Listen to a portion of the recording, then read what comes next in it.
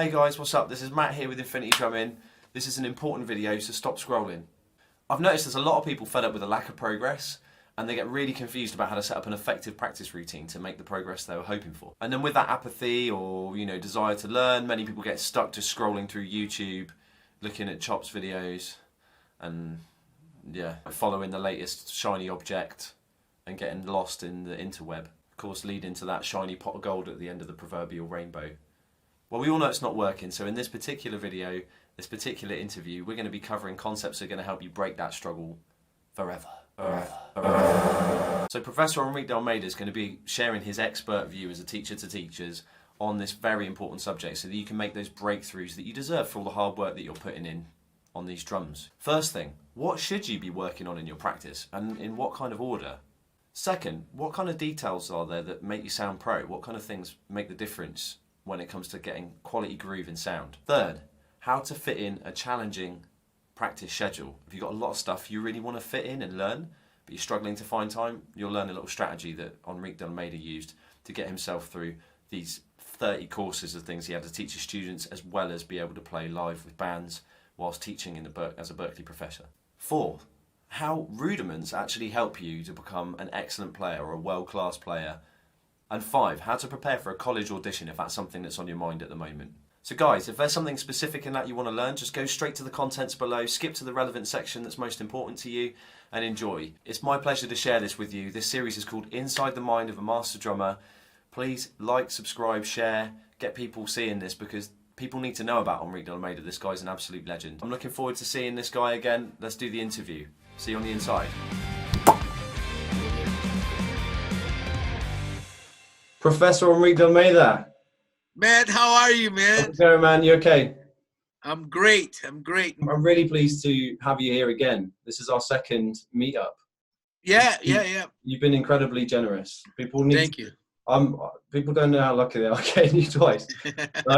Would you like to share your story a little bit with the audience about why you're in a position to talk about practice like this? I always like to play drums, and I always enjoyed practicing since I was a little kid.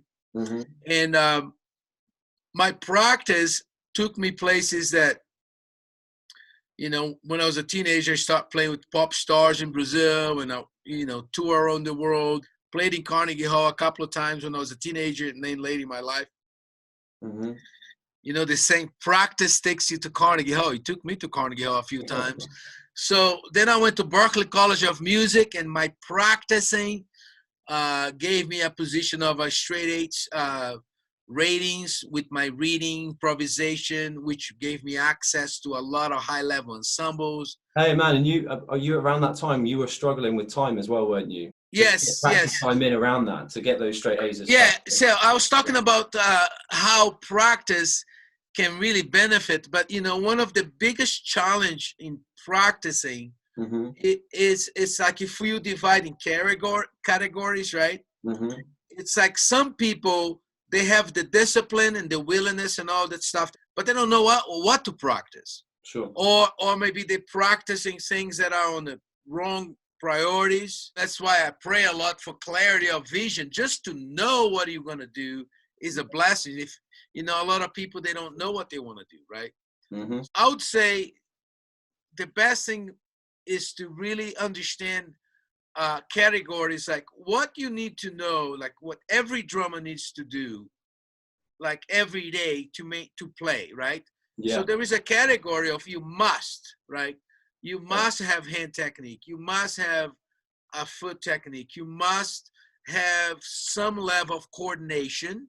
Yes. Right? So those are things like that might prevent you to produce a desirable sound on the instrument, Mm-hmm. or to execute certain styles. Yeah. So hand technique, foot technique, and coordination, they kind of are like, even before you start having somebody, let's say, do chart reading on the drum set, because or reading the snare drum if they don't have the proper technique. Those other things will come right after that, or along with, Yeah. Snare drum. Why is it important to read snare drum? Because it's the easiest way to produce the sound of what you read is in one surface. either practice pad or snare drum. So snare drum is important. And then chart reading, for most part, is an interpretation of rhythms on the drum set. It's not like classical music where you play exactly what's written. The drummer has the challenge and the privilege of interpreting the rhythms. And if he's a good drummer with a good experience, they can interpret that rhythm so many ways. I'll give you an example. If you have a dotted quarter and an 8 note in 4/4, just on a snare drum or a pad, it would be something like this. 1, 2, 3, 4, da, da, da, da, right? 1, 2, and 3. So if you're in a rock band, right, and the music is going, jang, jang, 1, 2, 3, 4, jang, jang, right? You might not want to go da, da, right? Because it doesn't match the sound of a distorted guitar. Totally, yeah. So how you interpret that? Well, it depends. I might have my hi-hat sloshily very open. I might have a backbeat. I might put the shorter note on the bass drum. Now I have, it's the same note, right? Yeah. If I'm on a big band and this is a trumpet line, ba-da, ba-da, now that 8 note is interpreted as a triplet. Yeah. Long, short, I might go, right? Yeah. If it's for Cuban band, right? I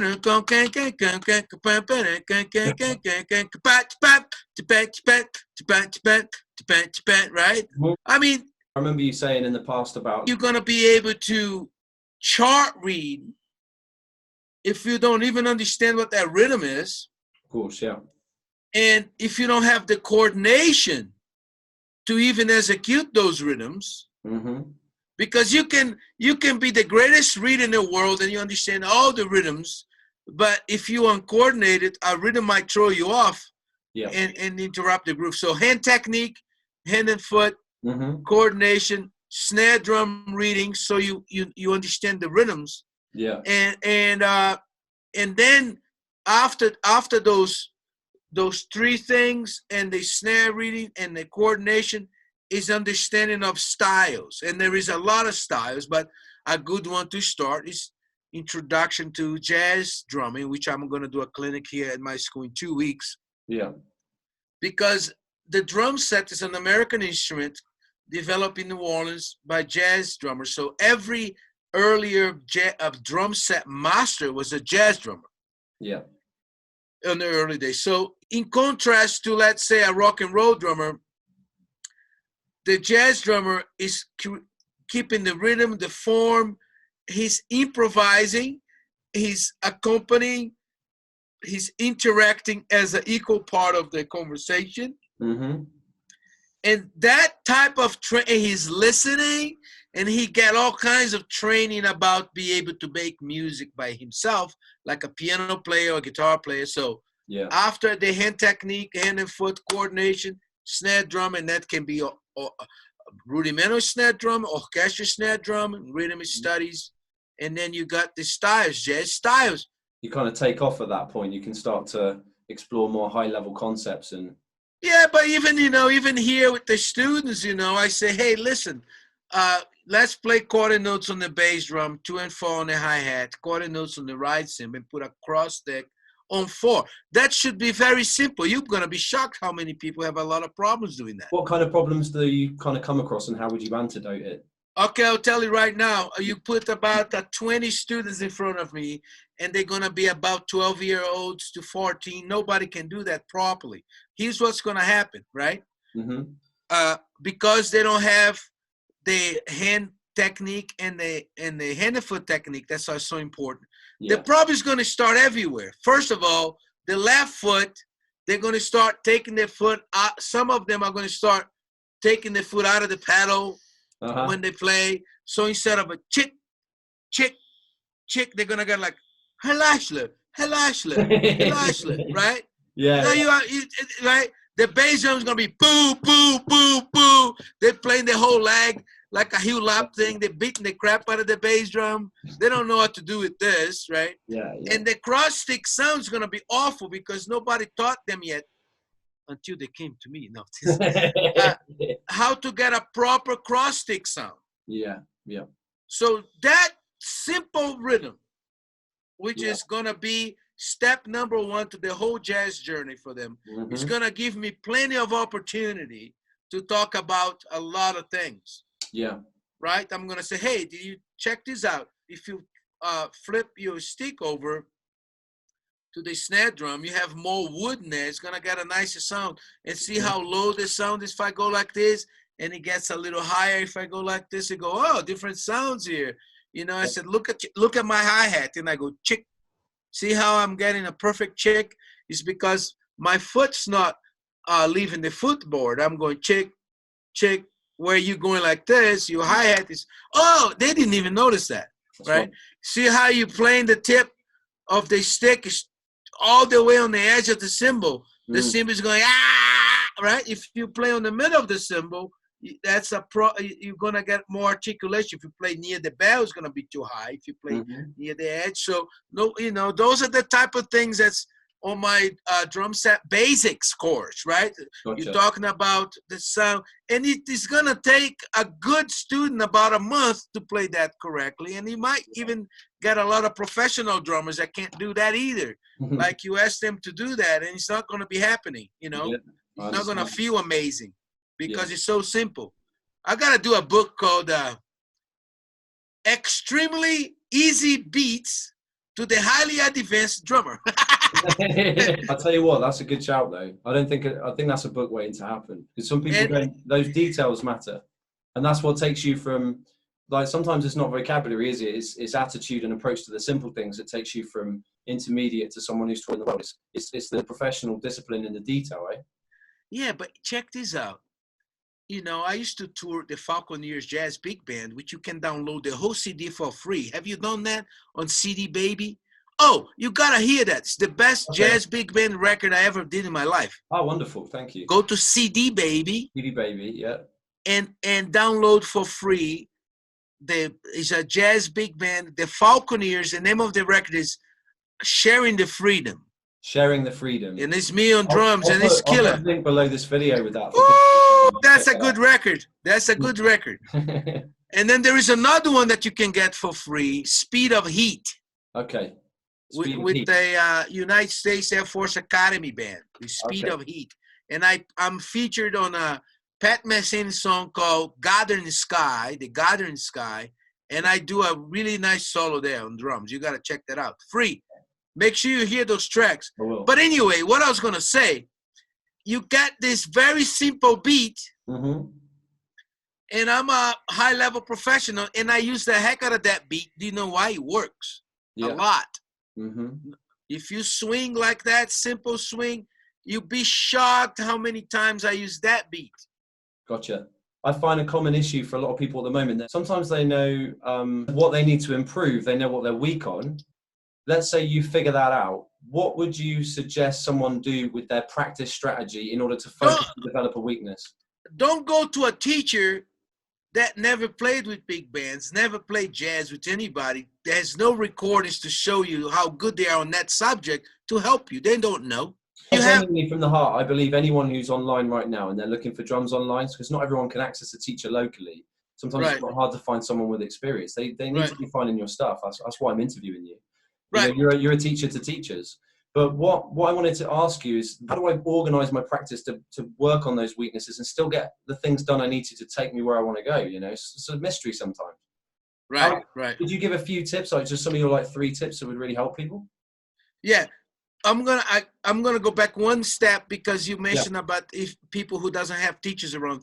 When I was in Recife, Brazil, and there was not a lot of great teachers, I kept an eye on the newspaper back on the day. Whoever was coming to town, if a band is coming to town, and I contact the drummer. Sometimes I go to the hotel and take a lesson with somebody that's passing by your city. You know. Oh, that's genius. You know, a lot of people already know what they want to practice, but sometimes a good teacher can help you achieving that goal, and then suggesting other things. Mm-hmm.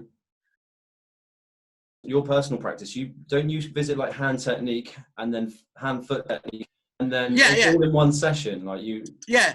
So I start with my hands, and then as I practice my hands, I already incorporate my feet a little bit because you are adding that coordination already, right? And then I'll work on my feet and the hand and foot, and then so my body's in shape. Now, this can be on any level. If you're a beginner, you can do the same thing. Let's say my students here, the way I organize their practice, okay, if you're a total beginner, you're going to start with the hand. You're going to do roughs, single drag, you know, a little bit of the rudiments.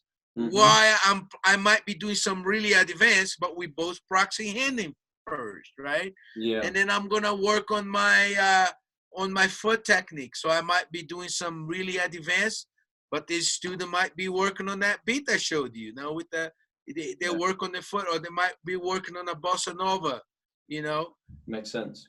So I like to do hand first and then hand and foot, and I work on coordination. Yeah. Right. I do the Alan Dawson stuff that he taught me for swing. I do, if I'm doing Afro-Cuban stuff, I do the studies that I had with Eddie Uribe, teacher that passed away. If I do pop rock, it's primarily the Gary Chaffee stuff that he taught me. And so throughout the years, you learn more and more and more. So like we talking earlier, it's impossible to practice everything in one day, right? Yeah. So what do? It's actually John Ramsey, my teacher mentor. He kind of taught me how to do that. Yeah. Where you have. And you taught him that again later, didn't you? That's a funny story. I told you that story, right? So he when he was the chairman of the percussion department, he came to my office one day. This is hilarious, right? Because he was my teacher for years. He still is. He goes, man, I see you teaching Afro-Cuban classes, double bass, chart reading, polyrhythm, molar, Brazilian. Dang, man, how do you practice all that stuff and you play with all those bands? How are you doing that? This is about 2 years ago. I said, I'll show you. I showed him my practice schedule, very organized. He's organized too. I said, I'm on a rotation. He was the head, wasn't he? He's like head professor. Yeah. I'm on a 4-day rotation. He looked at me and said, I think I showed you that, didn't I? I said, yeah, you did. Why don't you? He did. He did show me that, That's great. But good that it came back round for him later, eh? Why you should share your knowledge, eh? Because you never know when someone's going to teach you what you've forgotten. Yeah, so let's show me something that's with me every day. Those 3 things here. So I usually start. Hey, me too. Hey, I'm serious. I'm not even joking. That's on my stand every day at the moment. Yeah. So here's what I'm doing with this, right? So so let's say Mondays I do the basics, right? What are the basics? Maintaining my singles, my doubles, right? Yeah. My paradiddle. So I do part 1. Let's say I do part 1 on Monday and part 2, right? Yeah. And that takes me about 45 minutes, Yeah. And if I get up, take a little break, a coffee, whatever, it's about an hour, right? So then I don't keep going. I'm going to stop, and I'm going to work on my feet. So I work on this stuff here, right? Yeah. There is a lot of different things here, but let's say that particular day, the day that I do that, I do the it's like a stick control for the foot. That's right. I do the duple few exercises, and then I'll do the triple few exercises, right? And I stop, right? Yeah. So now I got my hand and foot. So then I go downstairs to the drum set, and then I might work on jazz coordination that day. And then after that, I'm going to play with songs for the next gig or for the next whatever it is. I'm going to play with music at least for an hour, right? Wow, okay. So let's map this practice out a minute. So for you, how long is that total so far? We've got 45 minutes on hands, maybe an hour. Then how long are you spending on hand foot? it takes me 2 hours just to get warmed up, like 2 hours of hand and foot. Can I just add something about this as well for people? You know, obviously, as you said, at a beginner level, wherever you're at, that's obviously going to be a lot smaller if you've got less to do. But I know from personal experience of studying with you now that I thought that was crazy at one point to warm up for that long, but it really does take a long time to get yourself to that peak performance point. Once you get to that level, you've got to really put a lot of time and energy into developing and refining those skills, I think, haven't you?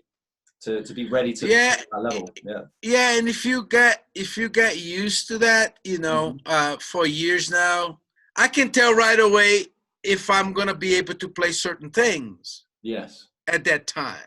Yes. And then mentally too, you know, mentally. Lately, actually, to be honest, lately I opened up with this a little bit because this is more for the mind. It's not very fast. It's just like today. Today I just played all the snare. I spent an hour and played all the snare solos on this book. Really? Yeah. No way. Yeah, from the beginning to the just the snare stuff. And there was a couple of things. There was a couple of things in here that I had to do twice. You know, like that I was like, oh, I did a mistake here. Like I'll give you an example. People, if anyone gets to see that book, they can know that that's a hell of a feat. Like that's some serious information. But seriously, guys, that was overbooked at Berklee all the time because of the level of interest in rhythms and complexity. So I was playing this today, and I had to kind of, you know. Yeah, I know the one. Yeah, I wrote this inspired by Roy Haynes. So you cycled that in today as like your option, is that right? Yeah, you know, and for your listeners here, I'm gonna take a couple of pictures. I'll make some PDFs so you can see an example of how organized my practice is. Oh, great. You know, here's another thing, and this is more for the high level players. I'm really aware of how long things takes to play, you know, on my notes, you know. Yeah. I know certain exercise. I use a lot of my time watch on my iPhone, and I like to keep an eye on, okay, if I play this exercise at 80, how long it takes to make that page? Because I also, you know, I do something that I know for a fact a lot of Berklee teachers don't do it. When I give you a homework as a professor, right? I know how long that's going to take for you to do it, approximately, if you do it correctly. Wow. At your tempo. Because teachers who don't know that, they might assign things that's going to take so long for the student to do it, you know? Yeah. So I like to play everything that I teach so I know, okay, if this guy play this and this, it's going to take him about a half hour to do this. You know what I mean? I do, yeah. As opposed to assign a bunch of stuff. Well, play what you assign to the kid, you know. Yes. My wife actually helps me with that, you know, because I remember, like, I remember working on something one time for one of my classes, and I was having problems. She goes, wow, if you're having problems, they're going to have problems, you know. That's a good point, you know. Yeah, totally. Do you know what I mean? So I kind of have to change a little bit, you know. Like, you have to think about, you have to play what you teach. And every course that I teach at Berklee, every semester, I play with them too as I'm going to this, because when they talk about something, hey, I'm having problems on this measure, you know, I know what they're talking about because I play that too, you know. Yeah. And you can kind of gauge where the problems are going to be. Like, I give you an example. Yeah. What a song that I'm using here a lot with the beginners on the class called Drum Set Basic is Back in Black, right? Okay. AC/DC. Yeah. Have you ever taught that song? Yeah, classic. The kids love that tune, man. What are the problem there is? You already know, right? It's the syncopated rhythm. Yeah. Black can, right? And then the pets, right? Because I have a lab here. I'm telling the kids, think like this: crash, crash, crash, stay, crash, crash, crash, crash, stay, crash, and I make them say it, you know. Yeah, yeah. So if I didn't play the song, I don't know that. Yes. Because when I played this song years ago, I was like, oh, this is a little tricky. So even before we play the song, Yeah. I go to those spots. You see, I find that really interesting because a little bit off topic here. I don't want to go too far off, but you just hit on something that I think people overlook a lot online when they're recommending tunes for students online. And people are like trying to find beats to learn in the early stages. Often they recommend songs like this, and people overlook the challenges of what's actually needed for someone to get through that song. You know, some of these people think these songs are simple, but you know, that syncopated rhythm on the crashes in the right moments, hitting the crashes in the right places, the double time at the end. These are concepts that people don't always. There's a lot of concepts in there, and you know. Like even Billie Jean. Billie Jean's a hard one for people just starting out to play. It's 120 BPM. That's a long push, you know. There's a lot more before that, I think, sometimes. I love that song also because I teach them how to read. I have a transcription of that. Yeah. And they have to play exactly what Phil plays. Yes. Exactly. Note for note. And, you know, here's another thing, too, with younger people. Once they can play this thing all correctly, we're going to go back and redo. I have a lab. My son is one of those labs, Max, right? Yeah. And they read the whole chart with a click without the record first. Mm-hmm. They have to play because I'm practicing the reading and all that. Mm-hmm. And they play with the music. And I remember last week, that was hilarious, right? Because they're like 12, 13, 14, right? Yeah. And I could tell in their faces, they're like, man, we're working hard. So they play perfectly. And then we got to go back because now we got to work on the sound. Yeah. You know, like having the consistent backbeat, to have the bass drum. And then I said, give me some backbeats. So one of them would play and I'll go like, when you give a good one, I'm going to go like this. So they go, da, da, da, da, da, da. I said, see, you play a good one and you're missing 5 or 6. So they're kind of aware of how to set up the height, you know, and all that. Totally. Because that's a big problem with beginners. See, but the trouble with that one, I think, is we come back to the point that people need to see a teacher for that sort of thing. Or you need to, at the very least, there needs to be feedback, which kind of gets lost on the internet, doesn't it?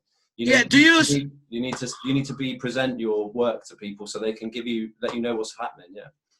Do you see that with younger players there where you teach? Like most of them, the setup's not helping them, the way they set up the drums. Do you see that too? Or I think it's a big neglect. People overlook ergonomics, the setup of your kit and technique all the time.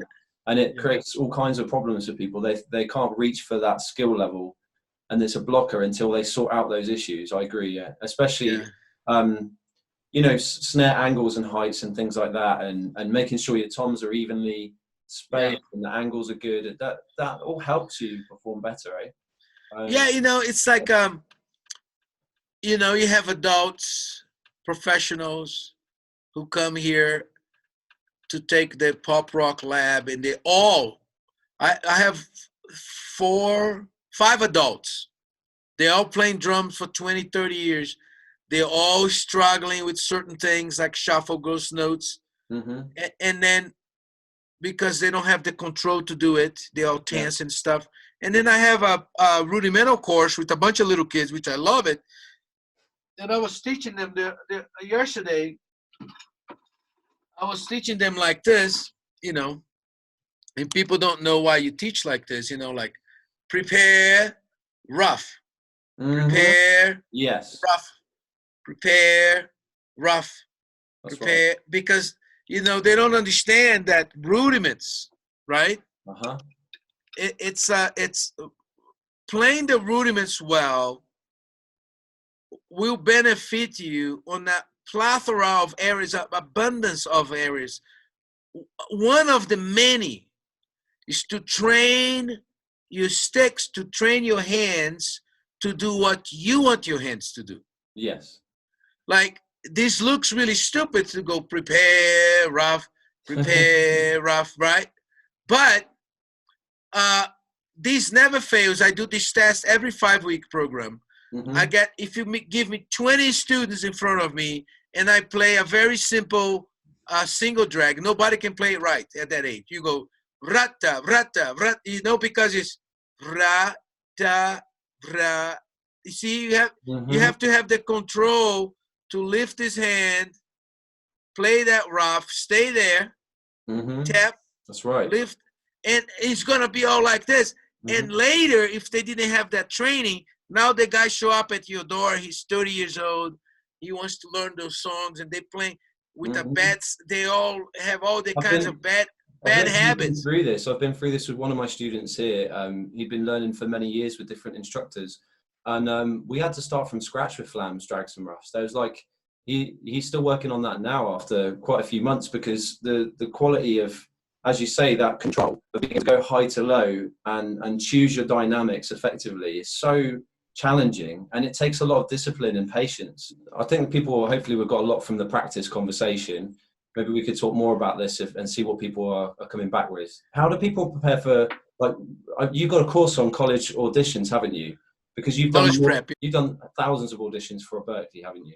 And I'm the new guy. Some guys are teaching there for 40 years. They did a lot more auditions than I did. Now, to anyone out there who's like thinking about trying to prepare for an audition, would you be able to give, like, I would say go and check your course out, but would you give them the most important things to focus on in that preparation? Okay, the do and don'ts, right? Yeah. Never, like if you go to Berkeley, and a lot of colleges ask you to do a prepared piece. Never play something that you don't like to please please Berkeley or University of Miami or whatever, North Texas, whatever you want to go. Play what you love to play. Yes. Don't play something that you don't like to impress other people, right? So don't. That's one mistake. Right. Don't do that. Like if you're a rock drummer and you're going to a jazz school, play rock. That's what you love, you know? Yeah. So don't do that. So play what you love. Second, choose a prepared piece that you play your butt off. Like, what are you good at? What are you the best? Choose a song that you've been playing for years. Don't go like a week before you audition. I'm thinking about learning this song. Play a song that you know, like on your sleep.